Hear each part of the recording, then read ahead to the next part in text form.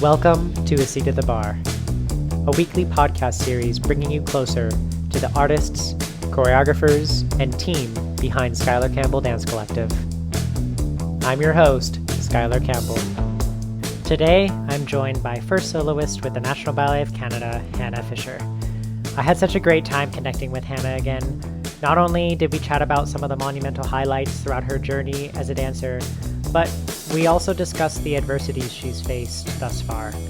I truly admire Hannah's work on and off stage, and for her will into taking this career into her own hands. I hope you enjoy this conversation I had with Hannah Fischer. So I have I have 3 quotes from you. We can talk about all 3, or we can just do one depending on how time goes. Yeah, for sure. Yeah, so yeah, I'm down. It's really good. It's awesome. It's so awesome to connect with you today, and we both have our tropical backgrounds. It's probably the summer weather is definitely helping us. Yes, for sure. Getting outside and getting vitamin D. Yeah. Makes all the difference. I hope you've found a nice quarantine routine somewhat. Yeah, I would say I have. And now that we can sort of find families to hang out with, and Callie and Dane live really close to us. So we've been we just went up to their cottage. So that was actually nice it sounds weird to say I needed a vacation, but I kind of just needed a vacation from COVID and quarantine, get a different scenery without having leaving the country. So that was really same. I'm really glad we made the trip to California too. I think a lot of people are sort of dispersing and relocating in their respective areas that they feel the most comfortable and closer to family, like you mentioned. I think is a huge important part, because we don't get to see our families that often. I mean your family is all pretty much in Toronto though, right? Oh yeah, and I see them so regularly anyway, but it is nice that I can see them without breaking any rules. And I want to get into us both sort of having ballet families and us growing up in that sort of environment a little bit later. But before we go into that, you've danced so many wonderful roles, accomplished so much in your career so far, and there's a lot for us to talk about, but I want to start at the beginning. What first attracted you to ballet? Well, I think most people would probably think I started dancing with ballet because both my parents are ballet dancers. I can't remember what the program was called, but MBS, National Ballet School in Toronto, had Junior Associates is what it's called. So I tried that out for a week and really disliked it. Ballet wasn't for me. And the school that I went to at the time, it was in a church, and the attic or the upstairs part was used for rhythmic gymnastics. And so I just happened upon it and told my mom I really wanted to do that. And it was moving to music, and there was apparatus like balls and hoops, and it was just always funky music, and you could be a character, and the routine was based on the music. And I just was really, that appealed to me so much. And I got really into it and went to competitions, and I got 3rd in nationals. It became very much my life. But it was, obviously 1st, 2nd, 3rd place. And really it was only about getting 1st place. It was so about the competition and having to be exactly what it said on the paper and scoring that it just lost the meaning of what dance was and what moving to music, what had first intrigued me so much. And so my parents were like, look, try ballet. There's no number one. It's really more about personal taste. There's room for so many different kinds of artists in the ballet world, and it's definitely about moving to music. So I did. I went to summer school, and then I totally fell in love with it. And then that was it. It was National Ballet from Then on Just it. Yeah. just kept going up. Yeah. That's amazing. I didn't realize that you started with. I mean, I knew you had started with rhythmic gymnastics, but I didn't know you were really committed to it and sort of Yeah. thinking that it was going to be. How old were you when were you pretty young, or were you old enough? Person's game, rhythmic gymnastics, because it's so extreme body. So like, yeah, you go to the Olympics when you're. Like my route was to go to the Olympics. Wow. That's what I was training for. But you're done, I'd say, at 18, 19. Like, really, it's such a young person's game because it's so hard on the body. And also, I don't think I've ever seen a 30-year-old rhythmic gymnast. So in that respect, I feel like as ballet dancers, we should consider ourselves lucky that we get to stay in our craft for as long as we do. I know, and ballet is such a young person's game too. But compared to rhythmic gymnastics, this seemed like a more long-term profession. But I'm sure it helped with your ballet training somewhat with the flexibility and the musicality thing, because you are and you're dancing coordination with was a huge coordination because you have props in rhythmic coordination. I would say is probably the biggest, because it was also like so one-sided, so I got really it kind of was starting to warp my body, which also I remember my parents mentioning that, like, my feet became so pronated. Like, it wasn't really about technique and health of the body. It was just doing it. Let's do some crazy stuff. So yes, I'm flexible because of it, which I don't take for granted. Like, I'm so grateful for that. But like learning to move to music and build character and enjoy that, and also the coordination of, and also the fearlessness. They were just like, I have videos of myself doing like 6 pirouettes, just like this, like 11-year-old or 10-year-old just going. Did you do the leg hold pirouettes too? Like back bend, holding it upside down, you name it. I was just okay, that's what it is. And then you catch a ball and go on to the next thing. It was just, you didn't give it a second thought. You were just like, that is what it is. And that's also fun. I think I carried that in with me. So have you since danced with a ball on stage? Are there any ballets that involve props like that? No, but props always terrify me. Don't you find like you go on stage and you're just like, everything's going to be fine if I don't drop the like orange and nutcracker or something. I don't know. I can't. The countless times. I think it's like in a way, I feel like they take away the stress of a variation or the dancing. So then the dancing part happens great, but then because your mind is focused on this other thing. Yeah. You know? I think like Mirta, when she has those 2 sticks and you're already quite puffed towards the end of it. And in rehearsal, I dropped them a lot. So I remember being like, it's totally kills the mood when you drop especially something when you're the only one on stage. And you have to try and cover it up and make it look like it's part of it. And you're like, it's done. It's over. Pinocchio and Alice are like nightmares for me. So many moving parts. And quick changes. Oh my gosh. Quick changes. Actually, Frame by Frame had the most quick changes. Yeah, I believe that. I don't know if you remember, because that was it was 2 hours, 1 act. Or that was that, but I remember watching that and being like, this has a lot of moving parts. I think you were in Novice's Watershed, right? Yeah. Remember I think the women had to change from like no sleeve to cap sleeve. Sleeve, like it slowly got longer, and then everyone in tutus at the end. Yeah. That was probably my quickest. Or Nijinsky has really quick changes for you. Really? Doesn't it?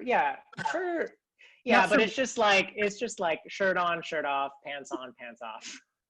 That's true. The basics. Yeah, the basics. Amazing. So you entered the National Ballet School, you went up through the school, and then MBOC was sort of a natural progression for you. It was just like... Yeah. I mean, I grew up watching them. like really grew up watching them since I was like 3, but also in school we always went to their performances. I was interested in going to England for a while, like as a kid. My mom's British, so I had my British passport. And I just love that they always, like in their history, focused on really dramatic ballets, and I love the dramatic ballets. That's sort of this is what I love to, also what I love to rehearse and what I love to perform. So that was something a place I wanted to go, but I got ill when I was 15. I was diagnosed with Graves' disease, so it was really important to me because although I was healed, like I wasn't in remission, so I really wanted to be close to my family, and I wanted to be close to doctors that I had grown up seeing, and it just felt like I wasn't ready to adult enough and like move country. I know so many people do that at such a young age, and I just really props to them. Like I guess you probably did, right? Like you well, exactly. The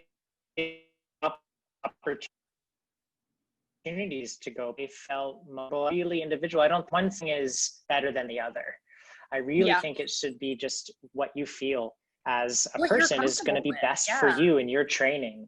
For sure. And what you're comfortable with. I totally agree. And I made that choice too, to stay home and stay at my little local ballet school. And that's what I did. And I think just because, you know, I think a lot of students, you know, have the highest of expectation for themselves, and they just want to be at the top right away. And I think it takes sort of a deeper understanding of what that is going to look like for them, you know, for the future. You know, it's like if I, for my case, it's like if I would have went to that ballet school, I might have gotten lost. You know, I might not have gotten the right attention that I needed at home. Yeah. What did you feel? You were still in a big ballet school. And did you feel like because your parents were there, you were able to sort of separate off and like they were able to like kind of nurture you and coach you as well as your training at MBS? Or what was the dynamic between that? And you're so right. Like everyone, you're ready to hear things and learn things and grow up when you're ready to, and that's different for every person. So at school, like, it's funny. Of course it came up that my parents are both in the industry, and that was difficult, jealousy, and, you know, girls were mean, but, you know, high school's hard for everybody, you know, that's not particular to MBS really. But you know, ballet's competitive in nature, and my parents were there. I noticed it more like, you know, they were a little bit nervous of me joining the company. I think I started noticing more when I was in the company. Like I really needed my parents, like I needed that nurturing and that extra attention that I think most teenagers do. They were, you know, nervous for me to join the company, because that would be working with them like in close proximity every single day. But you know, I wasn't fully healed yet, and I loved what Karen was doing with the company, and I loved Karen, and I was really enamored with all the dancers that I'd watched growing up. So it was an odd dynamic for sure. Like with my dad in the apprenticeship program, we worked really, really closely together. And then when I joined the corps, I worked really closely with my mom in the corps de ballet. As the years went on, I felt like, okay, you're growing up now, and now you're like properly ready to adult. Yeah, right. And sort of break off and not have to have them around as much as they were at the beginning. And for sure. I mean, I have both Jackie and I have Lindsay to thank for joining the National Ballet as well. Yeah. And, you know, he was as much a part of our lives as for those short, I was in the apprentice program 2 years. So it's like, you know, and you I mean, and that's nice that I can experience that every day. Yeah. I can so recognize like the value of my parents, you know, like, I know. Do you think, for sure, do you think now, because so your mom is no longer a mistress with the company, and how has that dynamic worked out? Do you feel like your relationship has improved or gotten like what's the difference? We worked on it when she was still in the company. It was always slightly more difficult with my mom than it was my dad. I think just mother-daughter relationship is different from a father-daughter relationship. So we really had to work on that. It has helped now that she's not in the building every day. And I think just her happiness as well. She's really enjoying this new chapter in her life. And I think that really made her happy, and that translated in our relationship. And also just the pressure of not, you know, I think she doesn't put that pressure on me, but I think as a child, you always want to the best and you know, prove to your parents that you're doing well. And I know, I mean, my parents have unconditional love for me, but I think I'm not different in feeling that from most kids, you know. Right. They're just most kids don't have their parents with them every single day seeing their progress. Yeah. I mean, if they knew what this career demanded, a part of me wants to tell them, like, why the hell did you let us do this in the first place? Because I mean, the highs definitely outweigh the lows, I would say personally.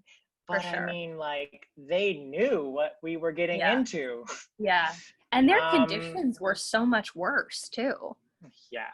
Like, just physically, the things they pushed through, like, I don't think, my mom was like, I never got an MRI. She's like, I'm like 100% sure I danced on fractures. And so just like the physical aspect alone, but even mentally, like, we're so much more aware of how we treat our dancers and how we communicate with them. Like, ballet is 98% mental. I mean, it's more than that, but a little less than that. It's physical, obviously, but I find if you have a good head on your shoulders, like, that's the name of the game. Because you got to be mentally fit, and I don't think that's really like taught to us or talked about at an early age. I agree. And I think, you know, we are probably some of the most uneducated artists out there. Yeah, so right. True. I hate to say that because like we enter the field at a young age, right out of high school, and we're not really like, unless you went to sort of a ballet school, high school integration, you probably had ballet history, and maybe, I don't know, you probably learned about, but for myself, I didn't. You know, I went to a normal high school, public high school, and then I just entered the field, and I didn't really take it upon myself at that young age to really like do research or investigate what this sort of job was going to demand of me mentally and physically, emotionally, spiritually. I mean, all of those things they sort of come after. And then you feel like, I feel like the past 10 years that I've been a professional, it's like, wow, like, how have I been surviving this time? It's a very learn as you go kind of job. And like, we did have art history and that was nice, but and we did have psychologists and things like that, or psychiatrists, but just like, yeah, you're a kid when you start it, and you're required, so much of yourself, and you just can't know that until you experience it. Like, I feel like experience is so important to be a dancer. Like, even for yourself, you don't know what you're capable of until you get on that stage, and you just gotta do it. And you really find things out about yourself. Like, how do you cope? Yeah, it's so true. Like, how am I surviving? Yeah. It's so demanding. Yeah. So speaking about the stage, what was one of the most memorable moments for you on stage so far in your career? There are a lot. I have been very, very grateful to have so many opportunities. I mean, something I hold so dear to my heart, it was my first major 3-act ballet. I guess it's 2 acts because she's only in the first act and the second act, but so it's a long time to get cold and then warm up again. Yeah. Winter's Tale was like, I was 22 at the time. It was a huge deal. And I opened in DC and at the Kennedy Center and in New York, like, just to have that faith in me, like, for Karen to have that faith in me to, like, looking back at it now, I'm like, oh my goodness, that was a huge deal. But at the time, the excitement and, like, it's also such a meaty role. Like, it's, as I was saying, it's like such a character and such a dramatic role. You can easily focus on that, and that kind of helps you get through the technique. Like, there's those nasty pirouettes where you can't use your arm. Like, I remember freaking out about those. And then Xiaonan used to be like, just think of the story and look at Piot before you go to this. Perfect. Really, that's really good advice. Yeah, it really helped. And there's all the men and the women lined up at the back, like, watching your trial scene, and she has to run along them before she does her turns, and they all had, like, crazy facial hairs. It would just give me a little bit of a relief, like a little comic relief there. Yeah. Those turns in the midst of, like, the most dramatic part of the ballet. It's the climb, it's the breaking point for her. Yeah, it's crazy. And then there's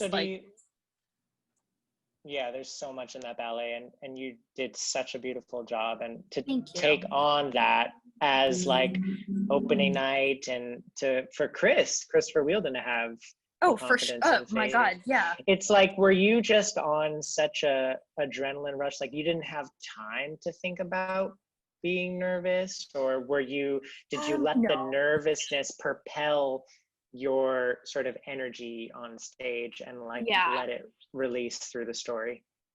I think that's definitely my style. I am always nervous. Like, I really have to recognize. But I think that's good because you care. Like, if you weren't nervous, I then actually, it's like, I don't understand how some people don't get nervous, and that's totally their process, but I just don't understand how that works. I get super nervous, and it comes out in trying to worry about other things to try to, like, dissipate my nerves. But it fuels me for sure. I think if I don't let it get the best of me, which it can, like, I really have to meditate and also recognize that I'm trying to be a bit crazy because I'm nervous. I don't want to get destructive with it, which it can sometimes go down those paths if you're not careful.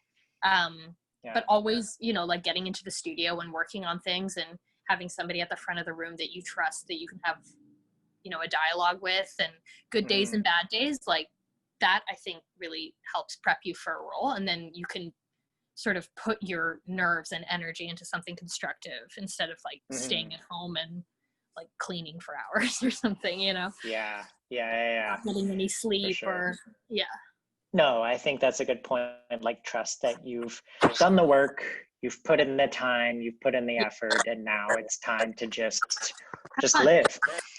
Live your best life out there and have fun. I've done this with a couple of dancers before, and if you're listening to this, I love going back and searching for previous interviews that y'all have done, or different quotes that you have said. that I think are fun to sort of bring up again and see if they may or may not have changed. So yeah, I think I sent you these quotes before. You may or may not have taken the time to think about it, but now's your chance. And these in particular are from an interview you did with Dance Magazine in 2016. So a fair amount of time ago. And yeah, it's been a while. And you say this profession really does test you. And we sort of kind of talked about that but is there one moment that stands out in your career that you felt tested? Was it Winter's Tale? And if it was, like, what did it test? And like, was it you against yourself, or was it something to prove to your peers or your director, your coach? Yeah. I've had moments in this career where I've been tested and there's been really positive outcomes. So like Winter's Tale is definitely one of the where I feel like I rose to the challenge. You know, I was young and I think I achieved what I set out to do, and I was proud of that. There's also been moments that, you know, where failure does help you grow as well. Where, you know, with my parents being in the company and stuff, I think I rebelled at a later age than most kids do. And also I was quite ill for most of my teenage years. So even in school, I was busy, you know, trying to get healthy instead of, you know, rebelling as you do. And I think that didn't do me good, but I did have to go through it. I had a couple years where I really struggled with, you know, who I wanted to be, what I wanted in the profession, what I cared about.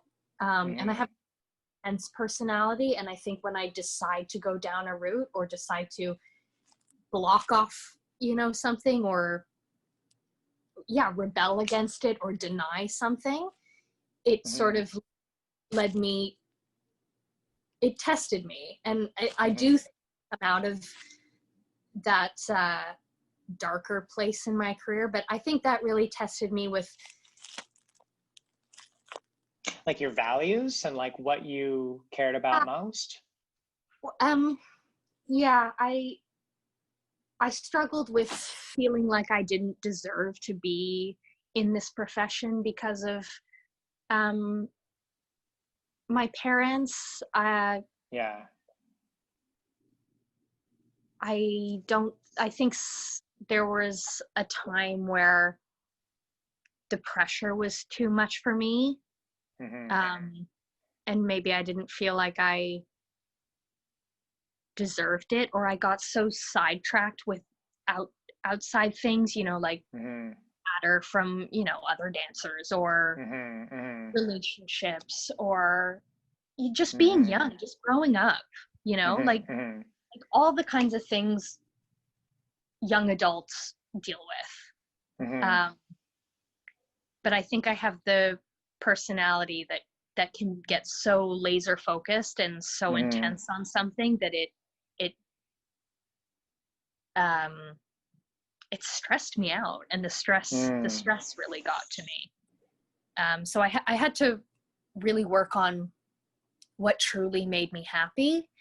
And I think focusing on that and having it not only be about dance, and if you aren't perfect, then you aren't going to make it and you don't deserve to be here. Like, just focusing on myself and my happiness and my journey, not comparing it to other things, and also like moving away from an environment that is hard to succeed in. Like, it's hard to succeed when your parents are there in an industry, in a profession where that poses more of a threat, you know? So I'm joining Miami City Ballet this coming season.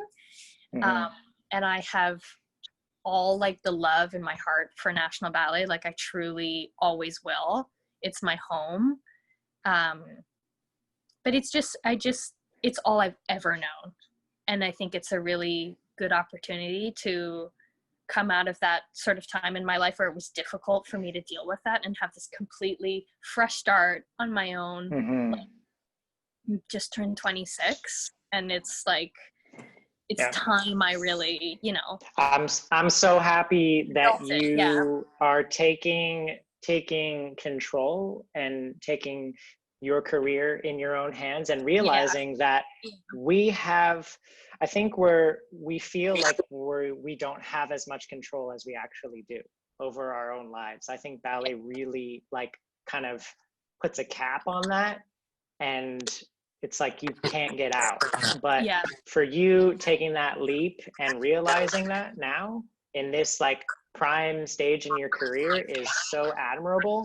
So like I'm super happy that you're finding a new path, and yeah, I can't wait to see what you do there with that company. And I hope to still have part of SC2. I have two more quotes here if you want to like unwrap these guys. It's one about Swan Lake, and the other one's about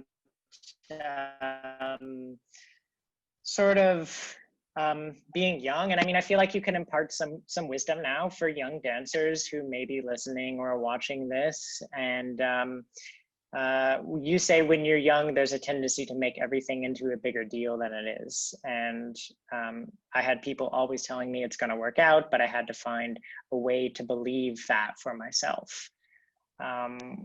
What were you most worried about entering the career? Did you have any concerns, or did you know that you were going to feel the way that you feel now entering? I think, of course not. I mean, how could you ever know that? That's a stupid question, but no, I understand what you're saying. I think when I was young and I came from school, and I knew I was talented, and I knew I had, you know, a good body and a good, that sort of thing. So I think I kind of just went into the company being young, like, I got this kind of feeling. And when, you know, the profession really started to show how difficult it is and how much you compare yourself and how much you doubt yourself, you know, and people would say it's going to be okay, I started to not trust that.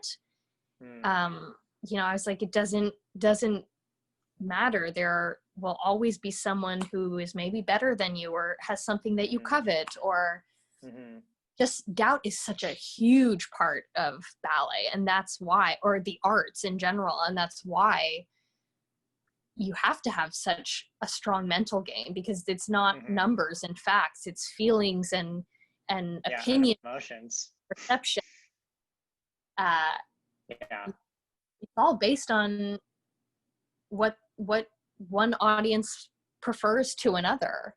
So so really I think it's about satisfying your own desires and your own wishes, or what you believe a beautiful ballet dancer is. And you know, satisfying yourself is actually impossible, I think. You know, I think as we're always so hard on ourselves, you can't achieve perfection. So having to learn that, like as a more mature artist,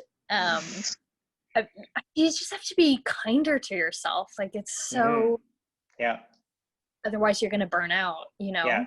You're gonna self-destruct. It's so true. And I think people could look at it as a very, you know, self-involved, very like introspective sort of narcissistic art form, which it is, you know, because we are looking at ourselves in the mirror every single day. I mean, not now. I haven't looked in a mirror in like 3 months. I don't want to. That's a different story. I'll cross that bridge when the time comes. However, you know, it's a part of how we achieve that sort of perfection that our audiences are looking at, and that our audience believe. It's sort of making them believe the effortlessness in the dance. And I think that's what's so beautiful about it. You know, it's like if you and a part of me does it for myself, and a part of me wants to like show people that like this is what I have to tell, whether it's a story or just a vibe, like anything, you know, like it doesn't matter. And I think that's a really good, I think that's a fun note to end on. I think that's a really nice final thought and a nice piece of wisdom that I think a lot of dancers, young and old alike, can gain some inspiration from. I think, like at the end of the day, I feel like it's so inspiring and interesting to see the person on stage, you know, and like, especially when you're young, you could be so fixated on good feet and nice legs. And of course you gotta have that stuff. I'm not saying it's not important. It is a physical art form, but you bring yourself to the stage. That's what like moves people, even if it's incredibly technically demanding. Like I think sometimes when people say it's all about feeling, they're saying, you know, you do have to have technique, but the way you perform something, the way you execute technique, like show yourself and the work you've put into it, that in itself is very moving and inspiring. Like definitely. Yeah. And I think, sorry, I'm just like devil's advocate. I'm just like thinking the other side all the time now. You know, I had Andrew Vayet on last week. He's a principal at New York City Ballet, and he realized early on in his career that he sort of didn't have the most amazing body, or didn't have like incredible feet, or, you know, and I, you know, I concur. I think he has a perfectly amazing body for dance, but he sort of said that he was riding on his reliability and partnering and like realizing where you can fit in a big company. It's so true. It's so really important. Yeah, because everyone is, and I like that the dance world is changing, that we can be so much more inclusive to shapes and, you know, while still being fit for sure, but that it's not so cookie cutter anymore, because everybody has something to offer. And again, like I said, it's just what one audience member compared to the other, or, you know, director or choreographer, but there's not just one way. That's why ballet is great. That's why it's not rhythmic gymnastics. That's why there's no Olympics. It's because dance is for everyone. It so is, you know. So let's embrace that. Love that. That's an awesome quote. That's the title of the episode, Hannah. Done. Done, in the bag. Dance is for everyone. It's about unity, and it's about togetherness, and I can't wait till we're all together again. Whenever you're in Miami too, you have a place to stay. And amazing. Well, so I'm not sure I'll see you in Toronto. Maybe I'll see you in Miami. Maybe I'll see you on a new sort of digital content that we may be producing. Probably, just a little hint out there. Just putting a hint out there for everyone. The feeler, there could be something in in there may or may not be. Who knows? But you'll just have to wait and see. But that's the COVID answer. Yeah. Who knows? Who knows? ... All right, Hannah. Well, take care, and we'll see you soon. Okay. Bye.